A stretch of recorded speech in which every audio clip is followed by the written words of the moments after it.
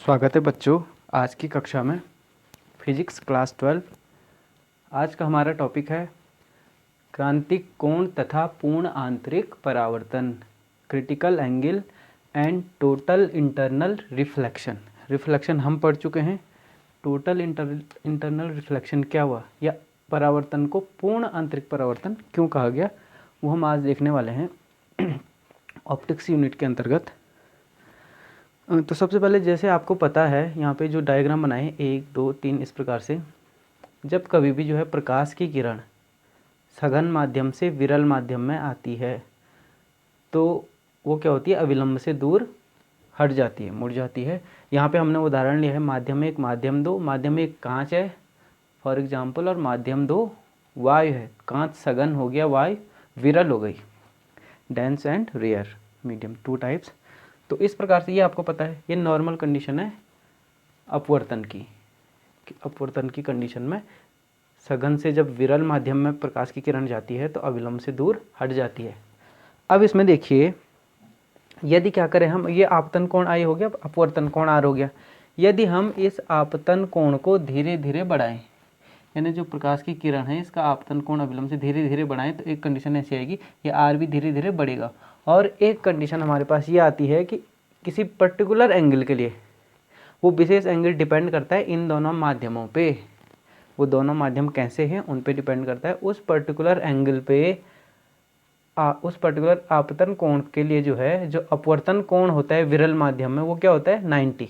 अर्थात प्रकाश की किरण इस प्रकार से अविलंब से दूर हटेगी, हटती जाएगी और इंटरफेस से होकर निकल जाएगी। इस प्रकार से जो पृष्ठ इन दोनों माध्यमों को अलग कर रहा है उस पृष्ठ से होकर उस पृष्ठ के समांतर सीधी निकल जाएगी, और इसको हम बोलेंगे अपवर्तन कोण क्या हो गया 90 डिग्री। अपवर्तन कोण क्या हो जाएगा 90 डिग्री हो जाता है। इस आपतन कोण को जबकि विरल माध्यम में अपवर्तन कोण क्या होता है जिसके लिए 90 हो जाता है, हम क्रांतिक कोण कहते हैं और सी से प्रदर्शित करते हैं, दिखाते हैं सी से। जैसे यहाँ दिखाया I=C, और ये एंगल ऑफ रिफ्रैक्शन क्या हो गया 90 डिग्री। तो इसलिए जो है क्रांतिक कोण की अगर परिभाषा कहें तो हम ये कह सकते हैं कि क्रांतिक कोण C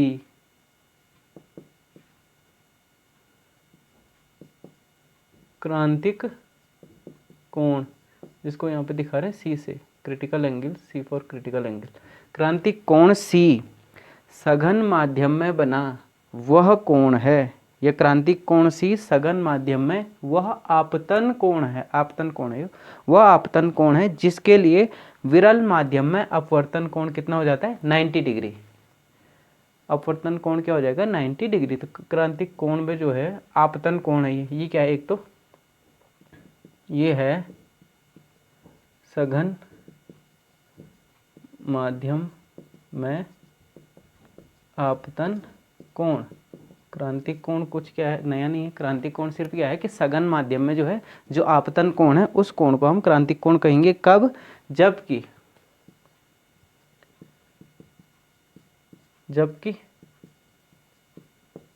विरल माध्यम में अपवर्तन का कोण या अपवर्तित कोण, अपवर्तन का कोण या अपवर्तन कोण कितना हो जाएगा बराबर 90 डिग्री। जब जो है विरल माध्यम में अपवर्तन का कोण क्या होगा जिसके लिए 90 डिग्री हो जाता है, इसको हमने कहा क्रांतिक कोण। क्लियर। क्रांतिक कोण कहाँ बनेगा, हमेशा सघन माध्यम में बनेगा, सघन माध्यम में स्थित आपतन कोण। जबकि विरल माध्यम में क्या हो, अपवर्तन कोण क्या हो 90 डिग्री हो हमारे पास, तब उसको क्रांतिक क्रिटिकल एंगल कहा। अब दूसरी चीज पे आते हैं कि पूर्ण आंतरिक परावर्तन। अब देखिए ये 90 पे पहुंच गई प्रकाश की किरण, ठीक है, एक विशेष एंगल पे प्रकाश की किरण 90 पे पहुंच गई। अब क्या कर रहे हैं हम जो है इस आपतन कोण को क्रिटिकल एंगल से बड़ा कर दे रहे हैं, जो यहाँ पे दिखा रखा फिगर में। जैसे आपतन कोण को क्रिटिकल एंगल से बड़ा करेंगे तो ये प्रकाश की किरण अभी 90 थी, तो अब यहीं इसी माध्यम में वापस लौट जाती है। तो ये हमने दिखाया है AO आपतित किरण और ये OB परावर्तित किरण। जबकि यहाँ एंगल क्या है I=R परावर्तन के नियम से, तो ये एंगल भी क्या हो जाएगा I हो जाएगा। और कंडीशन क्या है I=C, यहाँ पे कंडीशन क्या है I=C, यानी आपतन कोण क्रांतिक कोण से बड़ा होगा। आपतन कोण क्रांतिक कोण से बड़े होने पे क्या होती है, प्रकाश की किरण उसी माध्यम में वापस लौट आती है। अर्थात प्रकाश का अपवर्तन नहीं होता है बल्कि परावर्तन होता है, और परावर्तन होता है तो वो भी जो है पूर्ण आंतरिक परावर्तन होता है। अर्थात यहाँ पे क्या होता है, प्रकाश जो है विरल माध्यम में बिल्कुल भी नहीं जाएगा, पूरा 100% प्रकाश वापस लौट गया। पूरा का पूरा प्रकाश जब वापस लौट गया है तब इस घटना को हमने कहा पूर्ण आंतरिक परावर्तन। आंतरिक परावर्तन क्यों, विशेष कंडीशन ना, यहाँ दूसरे माध्यम से होकर 90 और फिर वापस आ गई तो अब पूरा निकल गया वो, तो पूर्ण आंतरिक परावर्तन कहा गया। पूर्ण शब्द को देखिए, पूर्ण आंतरिक परावर्तन कहा गया।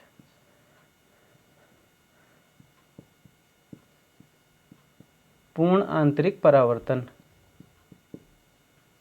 पूर्ण परावर्तन कहा गया, तो पूर्ण शब्द का हमको महत्व समझना है। यहाँ पे वो सिर्फ इसको आंतरिक परावर्तन भी कह सकता था, तो पूर्ण आंतरिक परावर्तन कह रहे तो 100% लाइट जो है वापस रिफ्लेक्ट हो जाती है। और इसकी खासियत यह है कि जिस बिंदु पे या जिस पृष्ठ पे पूर्ण आंतरिक परावर्तन होता है वो पृष्ठ बहुत अधिक चमक जाता है, अत्यधिक चमकदार पृष्ठ बन जाता है वो। तो ये होता क्या है पूर्ण आंतरिक परावर्तन, जब कभी जो प्रकाश हमने कहा किसी पृष्ठ पे पड़ा, ये पहले भी हम बता चुके हैं लेक्चर में कि प्रकाश की किरणें अगर इस प्रकार से पड़ रही हैं तो क्या होगा, अगर माना पारदर्शी माध्यम है, ठीक है, फॉर एग्जांपल, तो कुछ प्रकाश तो पार निकल गया, पारदर्शी माध्यम के लिए कुछ प्रकाश पार निकल गया, और कुछ भाग जो है रिफ्लेक्ट भी होता है। हमने कहा जब कभी प्रकाश किसी सतह पर पड़ता है तो 2-3 प्रक्रियाएं साथ साथ होती हैं, प्रकाश का अवशोषण होता है, प्रकाश का परावर्तन होता है और प्रकाश का अपवर्तन होता है। बस ये ध्यान रखना है कि जहाँ पे सरफेस पूरी डार्क हो, काली हो, वहाँ पे प्रकाश का क्या होगा, अवशोषण सबसे ज़्यादा होगा, बाकी 2 घटनाएं कम होगी। जहाँ पे चमकदार सतह है, जो दर्पण है, वहाँ पे प्रकाश का परावर्तन अधिकांश होगा, प्रकाश का जो है अपवर्तन बिल्कुल नहीं होता है, अवशोषण भी बहुत कम होता है। और जहाँ पे जो है पारदर्शी सतह हैं वहाँ पे क्या होता है कि प्रकाश का जो है अधिकांशतः क्या होगा, प्रकाश का अपवर्तन होगा, पारदर्शी है, और कुछ परसेंटेज कुछ जो है परावर्तन भी अवश्य होता है। ये घटनाएं हमेशा होती हैं, ये प्रैक्टिकल वे है कि ऐसा होता ही है, ठीक है, ऐसा होता है। तो इसलिए जब हम अपवर्तन पढ़ते हैं तो हम इसको नेग्लेक्ट कर देते हैं, क्योंकि ये प्रकाश की मात्रा क्या होती है, बहुत कम होती है लेकिन बहुत कम, तो हम सिर्फ अपवर्तन इस रूप में पढ़ते हैं। पूर्ण आंतरिक परावर्तन कहा गया। पूर्ण परावर्तन या पूर्ण आंतरिक परावर्तन में क्या है कि टोटल जो प्रकाश था यहाँ कुछ नहीं जा रहा है, यहाँ कुछ नहीं जा रहा है, सारा का सारा वापस आ गया, सारा प्रकाश जो है रिफ्लेक्ट होके वापस आ गया, अंदर कुछ भी नहीं गया, 100% वापस आ गया। इसलिए यहाँ पे शब्द आया पूर्ण, टोटल, जिसको हमने कहा टोटल या पूर्ण आंतरिक परावर्तन। तो इसलिए जो है ये ध्यान में रखना आपको कि पूर्ण शब्द वो बोर्ड है तो इसका मतलब 100% लाइट जो है वापस रिफ्लेक्ट हो गई है, और इसीलिए वो सतह अत्यधिक चमकती हुई या बहुत ज़्यादा चमकदार हो जाती है। तो ये था पूर्ण आंतरिक परावर्तन की घटना। अब देखिए पूर्ण आंतरिक परावर्तन की शर्तें पूछा जाता है। पूर्ण आंतरिक परावर्तन की शर्तें, 1 नंबर का सवाल है इतना। पूर्ण आंतरिक परावर्तन की क्या शर्तें हैं, तो 2 शर्तें हैं। पहली शर्त क्या है, प्रकाश सदैव, आप देखो प्रकाश का पथ उत्क्रमणीय होता है, अगर जो है प्रकाश यहाँ से वापस यहाँ जाएगा तब जो है कभी भी जो है प्रकाश वापस लौटने की कंडीशन नहीं बनती है, क्योंकि ये कोण क्या, और आपतन कोण हम धीरे धीरे बड़ा कर रहे हैं ना, धीरे धीरे बड़ा कर रहे हैं, तो प्रकाश के लौटने की कंडीशन नहीं बनती है। तो पूर्ण आंतरिक परावर्तन के लिए पहली शर्त है प्रकाश सघन माध्यम से विरल माध्यम में जाना चाहिए। पहला है प्रकाश सदैव सघन माध्यम से विरल माध्यम में, प्रकाश सदैव सघन माध्यम से विरल माध्यम में जा रहा हो, तभी जो है प्रकाश अविलंब से दूर हटेगा और एक विशेष कोण के लिए 90 पे निकलेगा, और उसके बाद पूर्ण आंतरिक परावर्तन की घटना होगी। तो क्रिटिकल एंगल तक पहुंचना जरूरी है, उसके बाद जो है टोटल इंटरनल रिफ्लेक्शन होता है। प्रकाश सदैव सघन माध्यम से विरल माध्यम में जा रहा हो, पहली शर्त। दूसरी शर्त पूछा जाता है पूर्ण आंतरिक परावर्तन की शर्तों का उल्लेख कीजिए। आपतन कोण सदैव क्रांतिक कोण से बड़ा हो। जो आपतन कोण है, एंगल ऑफ इंसिडेंस, आपतन कोण सदैव क्रांतिक कोण से बड़ा हो, क्रांतिक कोण के बराबर है, क्रांतिक कोण से छोटा होगा तो पूर्ण आंतरिक परावर्तन कभी भी नहीं होगा। जैसे यहाँ पे पूर्ण आंतरिक परावर्तन, आपतन कोण सदैव क्रांतिक कोण से बड़ा हो, ये दो शर्तें हैं पूर्ण आंतरिक परावर्तन की। अब इसमें संबंध आता है एक कि अपवर्तनांक तथा क्रांतिक कोण में क्या संबंध है। क्रांतिक कोण को हमने दिखाया C से, ये आप नोट कर लें।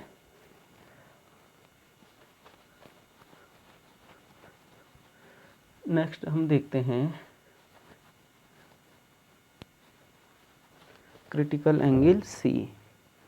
अच्छा, अब स्नेल के नियम से देखिए, स्नेल के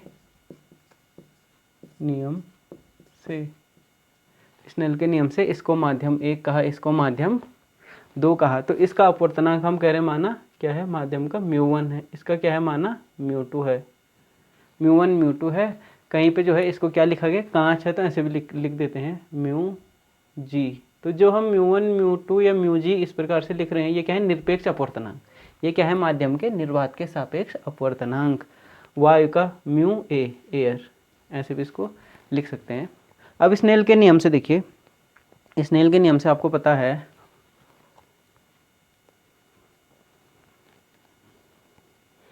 यदि जो है विरल माध्यम, अच्छा ठीक हो गया,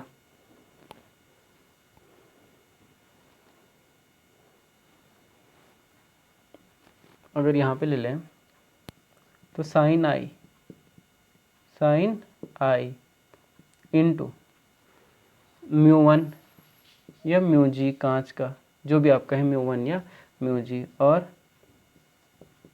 साइन r बटे इंटू μa, एयर का। इस प्रकार से sine i into μg sine r, sine i upon sine r, किसी माध्यम में आपतन कोण का साइन गुणा उस माध्यम का अपवर्तनांक क्या होता है, नियतांक होता है, वहाँ से ही आ गया। देन इसको हमने लिखा μa अपॉन μg, इसको ऐसे भी लिख सकते हैं कि gμa, क्या लिखा, gμa, कांच के सापेक्ष वायु का अपवर्तनांक, कांच के सापेक्ष वायु का अपवर्तनांक या विरल माध्यम के सापेक्ष सघन माध्यम का अपवर्तनांक। हमने यहाँ पे वायु लिया है तो इसलिए इसको ऐसे लिख दिया है। पहली कंडीशन, इसको ऐसे भी लिख सकते हैं, इक्वेशन 1 चाहे तो। अब देखिए, जब जो है यानी पूर्ण आंतरिक परावर्तन या क्रिटिकल कंडीशन में, जब जो है I बराबर क्या है, C, जब I बराबर C है, देन R बराबर क्या है, 90 डिग्री, तब इस समीकरण में रखेंगे देन साइन C बटे साइन 90 डिग्री बराबर μa अपॉन μg, इसी को हमने लिखा साइन 90 कितना होता है, 1, साइन 90 हो गया 1, देन साइन C बराबर μa अपॉन μg या gμa, साइन C बराबर gμa, ऐसे भी इसको लिख दिया है। ये संबंध हो गया। पेपर में इसमें न्यूमेरिकल आता है 1-1 नंबर के छोटे से, कि किसी माध्यम के अपवर्तनांक म्यू और क्रिटिकल एंगल में क्रांतिक कोण में संबंध ज्ञात कीजिए। या इसी को मैं ऐसे भी लिख सकता हूँ, 1 अपॉन कर देंगे दोनों इक्वेशन को, तो ये क्या हो जाएगा, 1 upon sine C is equal to 1 upon g mu a, और 1 अपॉन जी म्यू ए क्या होता है, ए म्यू जी। क्यों, क्योंकि हमारे पास कंडीशन है ना कि ए म्यू जी इंटू जी म्यू ए बराबर क्या होगा, 1, ये वाली कंडीशन इस्तेमाल करके। तो 1 अपॉन साइन C बराबर ए म्यू जी, इस प्रकार से आगे ए म्यू जी बराबर 1 अपॉन साइन C, ऐसे कहो कोई भी क्वेश्चन आप यूज कर सकते हैं। तो ये हमारा हो गया है अपवर्तनांक तथा क्रांतिक कोण में संबंध। अब क्योंकि आपको पता है अपवर्तनांक के लिए, ये आप नोट कर लें पहले, इसका मतलब क्या है कि क्रांतिक कोण और अपवर्तनांक में कैसा संबंध है, व्युत्क्रमानुपाती। कैसा है, व्युत्क्रमानुपाती। ये भी हम इसको कह सकते हैं यहाँ से।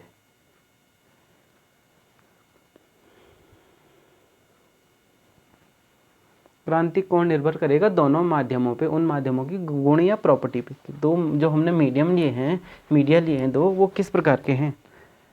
हमको एक चीज़ पता है कि mu R is less than mu V, कि लाल रंग के प्रकाश के लिए माध्यम का जो है अपवर्तनांक क्या होता है, न्यूनतम होता है, और बैंगनी रंग के प्रकाश के लिए क्या होता है, अपवर्तनांक अधिकतम होता है। इसलिए क्रांतिक कोण का मान लाल रंग के लिए क्या होगा, अधिकतम होगा। Critical angle for C R is greater than critical angle for violet colour, क्योंकि ऐसे होता है इसलिए ये हो गया। एक कंडीशन ये आ गई, इस पे भी आपका क्वेश्चन बन सकता है, नोट कर लें। लाल रंग के लिए जो है क्रांतिक कोण क्या होगा, किसी दो दिए हुए माध्यम के लिए, हाँ, दो दिए हुए माध्यम के लिए लाल रंग के प्रकाश के लिए क्रांतिक कोण का मान अधिकतम और बैंगनी रंग के प्रकाश के लिए न्यूनतम होगा। तो ये कंडीशन थी पूर्ण आंतरिक परावर्तन की।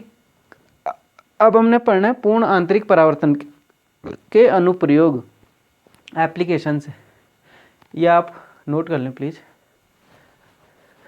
पूर्ण आंतरिक परावर्तन के एप्लीकेशंस, अनुप्रयोग, कहाँ कहाँ पे ये दैनिक जीवन में उपयोग में आता है, कहाँ हम इसको देखते हैं, और उदाहरण भी बोल सकते हैं, अनुप्रयोग प्लस उदाहरण, ये भी पूछा जाता है, अनुप्रयोग या उदाहरण दीजिए। तो सबसे पहला उदाहरण है, जैसे जल में परख नली का चमकीला दिखाई देना, खाली परख नली, ये ध्यान रखना है। अगर कोई बीकर है उसमें हम क्या करें, कोई परख नली टेढ़ी करके रख दे, माना फॉर एग्जाम्पल इस प्रकार से, उसमें वाय है, बाकी क्या है, पानी है। तो प्रकाश यहाँ से, सॉरी यहाँ से आएगा एक पृष्ठ, ये वाय है, ये कांच है, वहाँ पे जो है क्या होगा, चेंज होगा थोड़ा सा, फिर यहाँ पे है, फिर ये वायु है।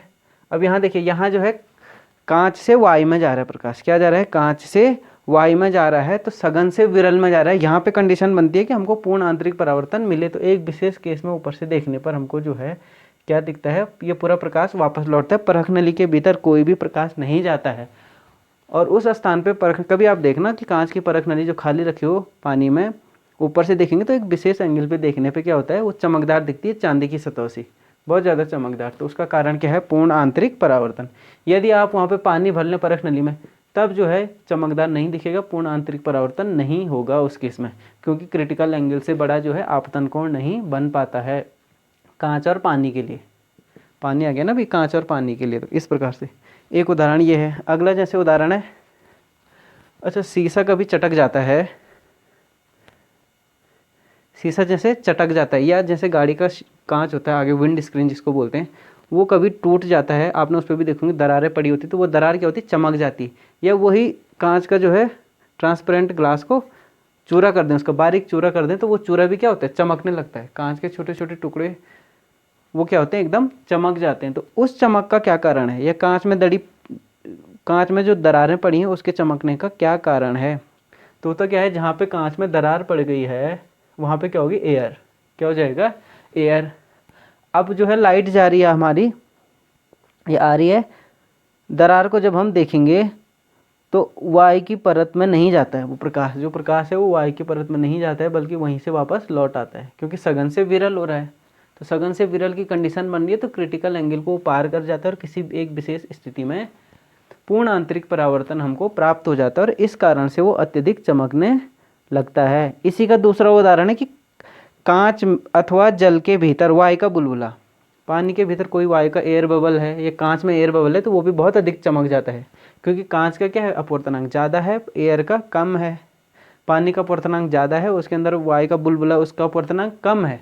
तो एक विशेष केस में क्या होता है कि पूर्ण आंतरिक परावर्तन की घटना हो जाती है, विशेष, जिसको हम बोलते हैं आपतन कोण, क्रिटिकल एंगल से बड़ा जब बन जाता है तो पूर्ण आंतरिक परावर्तन की घटना होती है। यही कारण है कि हीरा जो है चमक होती है, हीरे में, फ्रिज में आइस होती है ना, ट्रांसपेरेंट होती है, उसी आइस को जब स्नो के रूप में गिरती है तो वो क्या होती है, बिल्कुल चमक जाती है, वाइट होना है, टोटल प्रकाश बाहर निकलना है। जो जितना ज़्यादा चमक रहा है इसका मतलब क्या है, उतनी ज़्यादा प्रकाश को वो अधिकतम प्रकाश को रिफ्लेक्ट कर रहा है।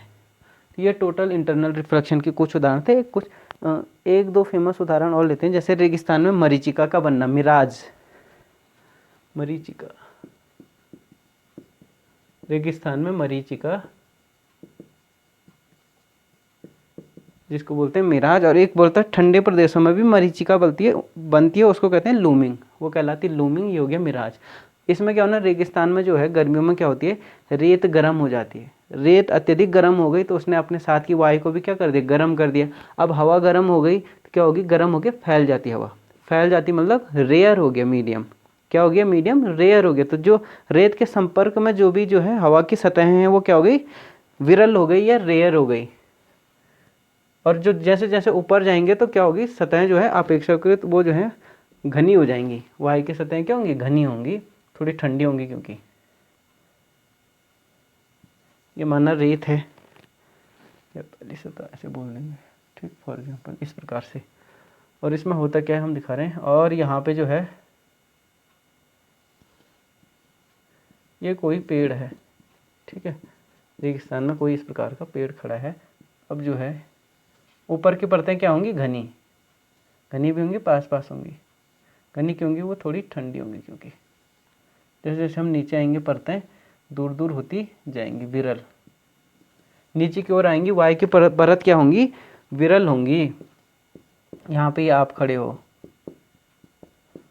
वायु की परतें विरल होंगी नीचे, क्योंकि गर्म है, ये क्या है, गर्म, गर्म विरल माध्यम, यहाँ क्या है, ठंडा, तो सघन माध्यम हो जाएगा। ऊपर क्या हो जाएगा, सघन माध्यम, वायु की परतें पास पास हैं, घनी है, यहाँ पे विरल है। गर्म से क्या होती है, गैस फैल जाती है तो विरल हो गई। गर्म क्यों हुआ, क्योंकि रेत है नीचे, तो रेत के कारण गर्मी। ठीक इसी का उल्टा क्या होता है, ठंडे प्रदेशों में होता है, नीचे ठंडा ऊपर गर्म, इसका उल्टा होता है वहाँ पे। तो यहाँ पे ऐसे होना है। अब ठंडी वायु है, ठंडा या ठंडी वायु ऐसे लिख दो, गर्म वायु, नीचे गर्म वायु, ऊपर ठंडी वायु। ठीक, आप देख रहे हैं कि जब जो है यहाँ से प्रकाश की किरण आएगी इस प्रकार से, ये प्रकाश की किरण आ रही है, ये अभिलंब हो गया, तो अभिलंब से क्या होगी, सघन, ऊपर सघन है ना, सघन से विरल की ओर आ रही प्रकाश की किरण, सघन से विरल की ओर आ रही तो अभिलंब से दूर हटेगी। इसने जाना सीधा था, सीधा ना जाके थोड़ा ऐसे निकल गया, फिर ऐसे, फिर यहाँ पे देखो आप, फिर ये अगली परत क्या है, उत्तरोत्तर परत जो है विरल होती जा रही है, तो माध्यम विरल होता जा रहा है। ऊपर से नीचे क्या हो रहा है, म्यू क्या हो रहा है, घटते हुए क्रम में, घटते हुए, जो माध्यम का अपवर्तनांक है वो ऊपर से नीचे क्या हो रहा है, घट रहा है, तो घट रहा है तो वो दूर दूर होती जाएगी। ये फिर ऐसे, फिर ऐसे,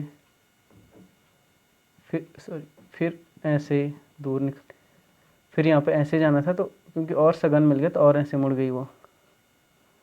फिर एक विशेष कंडीशन में क्या हो रही है,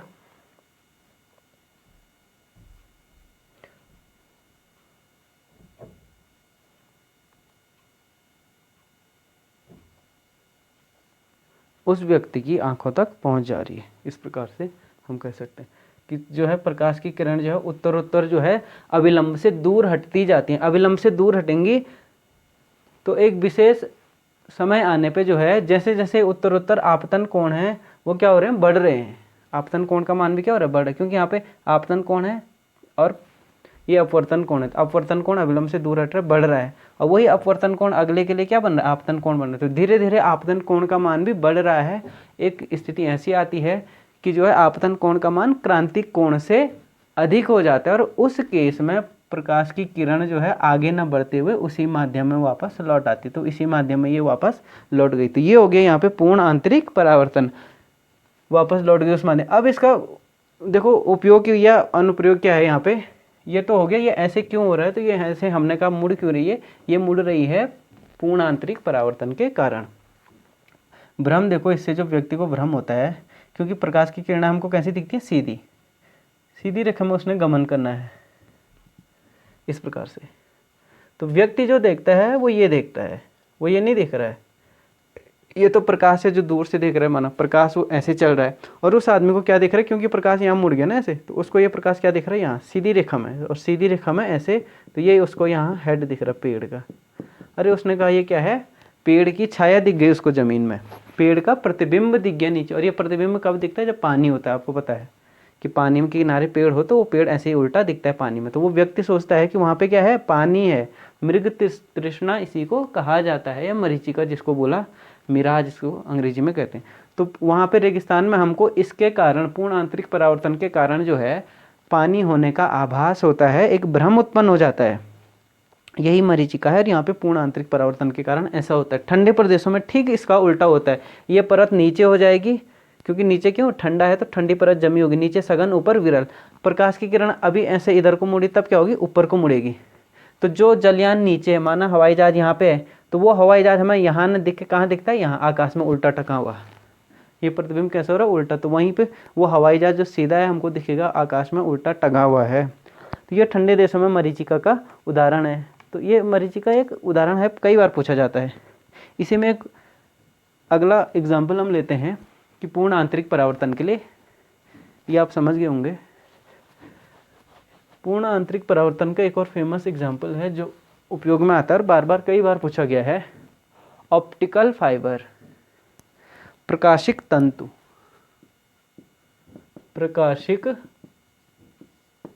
तंतु, ऑप्टिकल फाइबर। प्रकाशिक तंतु क्या होता है, अब देखिए। प्रकाशिक तंतु पूर्ण आंतरिक परावर्तन की घटना पर आधारित एक युक्ति है, एक डिवाइस है, जिसकी सहायता से क्या करते हैं हम, एक तार जैसा होता है तंतु, जिसकी सहायता से प्रकाश सिग्नल को एक स्थान से दूसरे स्थान तक बिना ऊर्जा हास के भेज सकते हैं। अब देखिए पूर्ण आंतरिक परावर्तन में क्योंकि सारा प्रकाश वापस मिल गया ना हमको, हम बोल रहे हैं एनर्जी लॉस कुछ नहीं है। अन्यथा क्या होता है, कहीं भी कुछ प्रकाश जो है परावर्तित अपवर्तित हो जाता है, कुछ प्रकाश क्या होता है अवशोषित हो जाता है, कुछ परावर्तित, इस प्रकार से। लेकिन यहाँ पे टोटल प्रकाश वापस मिल रहा है, तो इसलिए ऑप्टिकल फाइबर में जो है इस टोटल इंटरनल रिफ्लेक्शन का इस्तेमाल करके प्रकाश सिग्नल को एक स्थान से दूसरे स्थान तक बिना एनर्जी लॉस के भेजा जाता है। ये महत्वपूर्ण इसका उपयोग है। बनावट थोड़ी सी अगर आप चल लें तो इसमें इस प्रकार से होता है, एक भीतरी भाग होता है, माना इस प्रकार से, ये अलग अलग मटेरियल हैं, ये क्या है, अलग अलग मटेरियल हैं। ये अगर म्यू है, म्यू1 है, तो ये क्या है, म्यू2 है। इसका अपवर्तनांक म्यू1 है, भीतर वाले का, इसको बोला क्रोड, क्या बोला, ये हो गया क्रोड, कोर जिसको कहा, और इनको बाहर वालों को बोला क्लैडिंग, अधिपटन या क्लैडिंग, हिंदी में बोला अधिपटन, अधिपटन या क्लैडिंग अंग्रेजी में इसको कहते हैं। तो हमेशा ये ध्यान रखना है कि कोर का जो है म्यू1 इज ग्रेटर देन म्यू2। ये इस प्रकार से पदार्थ बनाया जाता है कि कोर का जो अपवर्तनांक है वो जो है क्लैड के अपवर्तनांक से या बाहरी परत के अपवर्तनांक से क्या होगा, कम होगा, सॉरी ज़्यादा होगा। और प्रकाश हमको यहाँ से भेजना है, ये लाइट सिग्नल आ गई, कि सिग्नल को जो है लाइट के रूप में हमने चेंज किया, और जब प्रकाश यहाँ से जाएगा तो यहाँ से किसी एंगल पे जाएगा तो मुड़ेगा इस प्रकार से, मुड़ गया वो सपोज। अब यहाँ से मुड़ गया तो इसने बाहर जाना था, इसका अपवर्तनांक ज़्यादा है, सपोज ये कितना है 1.7, ये 2 हो गया, ये हो गया फॉर एग्जांपल 1.5 माना, तो ये ज़्यादा अपवर्तनांक है, ये कम है। तो सघन विरल, सघन से प्रकाश की किरण विरल में जा रही है, और एक ऐसा एंगल होता है जब प्रकाश की किरणें क्या होती है, क्रांतिक कोण से बड़े कोण पे गिरती हैं, तो ये पूर्ण आंतरिक परावर्तन होता है, वो आपस टकराता है। फिर यहाँ पे वो क्या होता है, फिर ऐसी कंडीशन बनती है कि यहाँ पे भी प्रकाश की किरण जो है, आपतित किरण क्रांतिक कोण से बड़े पे गिरेगी, फिर ये परावर्तित, फिर पूर्ण आंतरिक परावर्तन। तो इसके अंतर्गत ये घटना उत्तरोत्तर रूप से होती जाती है और प्रकाश हमको दूसरी साइड पे मिल जाता है बाहर सिग्नल, ये बिना एनर्जी लॉस के। ये जो है ऑप्टिकल फाइबर का वर्किंग सिस्टम है कि पूर्ण आंतरिक परावर्तन के कारण जो है प्रकाश उत्तरोत्तर क्या होगा, पूर्ण आंतरिक रूप से परावर्तित होगा और हमको वापस सिग्नल के रूप में मिल जाता है। इसमें जो है भीतर क्या होता है, एक क्वार्ज, लगभग क्वार्ज का बनता है, ये कोर जो बनाया जाता है लगभग क्वार्ज का, और बाहर जो है एक दूसरे मटेरियल का जिसका कि अपवर्तनांक क्या हो, इससे कम हो। और इसमें एंगल व्यवस्था ऐसी बन जाती है कि एंगल सदैव क्या होता है, प्रत्येक रिफ्लेक्शन पे आपतन कोण हमेशा क्या होता है, क्रांतिक कोण से बड़ा हो जाता है, इसलिए पूर्ण आंतरिक परावर्तन की घटना हो जाती है। इस प्रकार का आपने उदाहरण देखेंगे, पाइप वाइप जैसे सजावट के लिए घरों में गमले आते थे ना, कभी ध्यान होगा जिसको, एक ऐसा पाइप लगा रहता है, नीचे सेल होता है, सेल से एनर्जी आती है, लाइट बल्ब लगा रहता है यहाँ नीचे पे, यहाँ से बल्ब क्या होता है, लाइट जाती है यहाँ पे कई रेशे लगे रहते हैं, अगर आपको ध्यान होगा किसी को, इस प्रकार से बारीक रेशे रहते हैं रेशम के जैसे, वो ऑप्टिकल फाइबर हैं दरअसल, और उनके सिरों पे ऐसे बंद रहता हो, तो वो प्रकाश यहाँ से आता है, टोटल प्रकाश है, ये बहुत ज़्यादा चमक जाती हैं ये चीज़ें। ये क्या होता है, ये पूरा गुलदस्ता सा दिखता है, बहुत अच्छा चमक जाता है, तो ये भी क्या है, पूर्ण आंतरिक परावर्तन का उदाहरण है, और ये ऑप्टिकल फाइबर है यहाँ पे बारीक इस प्रकार से। तो ऐसे कई तंतु को आपस में मिलाकर एक बड़ा सा जो है तार सा बनाया जाता है, और उससे जो है सिग्नल का कम्युनिकेशन में इसका इस्तेमाल होता है पूर्ण आंतरिक परावर्तन में, क्योंकि ऊर्जा का ह्रास नहीं होता है, इसलिए प्रकाश सिग्नल को भेजने में आसानी होती है। एक तो संचार पद्धति में उपयोग होता है, दूसरा इसका उपयोग होता है चिकित्सा के क्षेत्र में, जैसे एंडोस्कोपी वगैरह करते हैं, उन अंगों को देखते हैं जो हमको दिखते नहीं हैं। टेलीफोन और अदर ट्रांसमिशन केबल में होता है, और कम्युनिकेशन ऑप्टिकल फाइबर को जो है ट्रांसमिशन में जो है सिग्नल को रिसीव करने और भेजने के काम आता है बिना ऊर्जा ह्रास के। ये था ऑप्टिकल फाइबर, और जिसका सिद्धांत है पूर्ण आंतरिक परावर्तन। 1 नंबर का सवाल आता है कि प्रकाशिक तंतु या ऑप्टिकल फाइबर या OFC, कभी कभी ऐसे भी OFC ऑप्टिकल फाइबर केबल, इसका सिद्धांत बताइए। तो इसका सिद्धांत है पूर्ण आंतरिक परावर्तन। ये थी आज का टॉपिक जो है क्रांतिक कोण तथा पूर्ण आंतरिक परावर्तन पे। आशा करता हूँ ये लेक्चर आपको पसंद आया होगा। ज़्यादा से ज़्यादा लोग चैनल से जुड़ें, शेयर करें, सब्सक्राइब करें। Thank you very much.